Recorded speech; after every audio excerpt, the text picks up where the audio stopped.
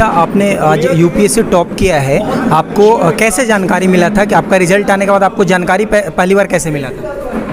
Result का PDF तो सुबह से चेक कर रहे थे, बट मेरे फ्रेंड्स का कॉल पहले आ गया मेरे रिज़ल्ट देखने से, तो उन्होंने मुझे बता दिया था कि मेरा नाम पहले स्थान पर ही है, तो मुझे बहुत अच्छा। इशिता, आपका ये कौन सा अटेम्प्ट था यूपीएससी का? ये मेरा तीसरा अटेम्प्ट था। पहले 2 अटेम्प्ट में मेरे प्रीलिम्स क्लियर नहीं हुआ था। तो पहले 2 अटेम्प्ट में जब प्री क्लियर नहीं हुआ तो कई बार जो होते हैं स्टूडेंट वो टूट जाते हैं, पेरेंट जो है उनको अब लगता है कि कोई आशा की किरण नज़र नहीं आती है, तो फिर भी आपने कैसे अपना मेहनत जारी रखा? क्या आखिर आपको आशा की किरण या क्या उम्मीद थी आपको जो जिसे ध्यान में रख करके आप लगातार प्रयास कर रही थी?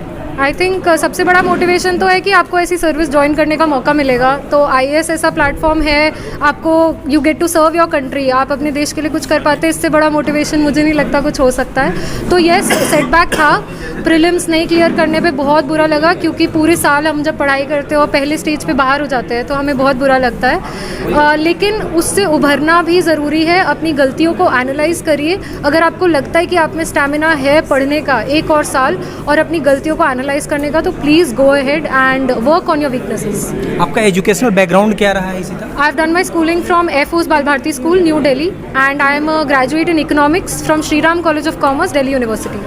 अभी जो बच्चे यूपीएससी प्री एग्ज़ाम देने वाले हैं उनके लिए आपका क्या संदेश होगा?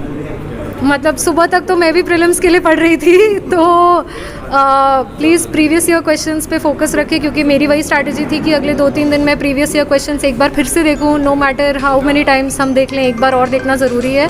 उन्हें एनालाइज करिए और अपने बेसिक सब्जेक्ट्स इकोनॉमिक्स, पॉलिटी और हिस्ट्री पे फोकस करें। सफलता का कोई 3 मूल मंत्र आप बताना चाहेंगे? जो बच्चे अक्सर सुनना चाहते हैं कि यूपीएससी की तैयारी कर रहे हैं, तो आखिर क्या पोटेंशियल होनी चाहिए, किस तरीके की क्वालिटी होनी चाहिए स्टूडेंट एस्पायरेंट में, कुछ इस पर आप बताएँ।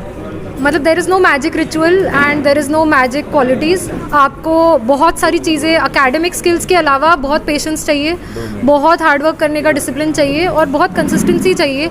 एक दिन में रिजल्ट एक्सपेक्ट नहीं कर सकते, 1 साल में भी एक्सपेक्ट नहीं कर सकते हैं, और अगर रिजल्ट नहीं मिल रहे हैं तब भी मेहनत करने की मोटिवेशन हो, तो that is your perseverance and that shows how motivated you are for this exam. So please prove it to